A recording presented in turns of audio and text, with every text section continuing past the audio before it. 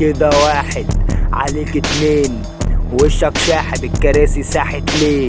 ما تفهمنيش على اساس انك ما تعرفنيش، عمري ما صدقتك علشان الكذب فيك. مش هصدق انا خنجر طعن في المبدأ، ريحتك زفارة لما تكلمني يالا تلبس النضارة، لما باجي لازم تقوم تقف بجدارة، انا اللي صحك المرتشي تراك في الصالة، البيت باظ البيت روس، الكلام بيضحك مين خد في دقك البقص، يمكن اول مرة فري ستايل اندرتيكر المجال ودي المايك، سيبني راب في غرفة نومي، ده السرير ده الدولاب ده المكتب، دي جثة شخص امبارح مات، ظن السوق من جنس البوظة، خلطة بيضة في الكلام فين البلندوزر، ببان سمك بجد سمك مشوي على الفحم، افات زفر علبة سردين في التراب كح، ما متش ما فقتش ما رقتش لا ما خفتش كمان، انا زهقان ولا عمري ما دقتش،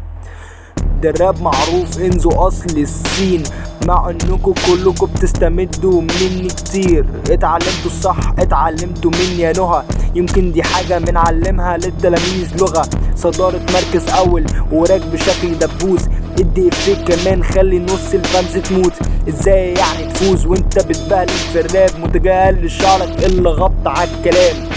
الباقي بالنسبة لي تراكي ارتجال، لو مش عاجبك جساب بطانيتك روح نام،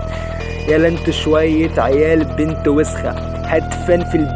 البات الراب يسخن، بات البيت راب انا بجد تجيب فريزر، المجال بيضحك اين التراك ليزر، دي البيت حطه في تقدر من المجال كله يضحك ناس، الدسات جامد الازاز في الاحساس، دس مين دس البيت بطنك، الكلام بيضحك النار طالعه من صدرك، ما هذا المجال وسخ ابن كلب، المجال حلو ابن عم.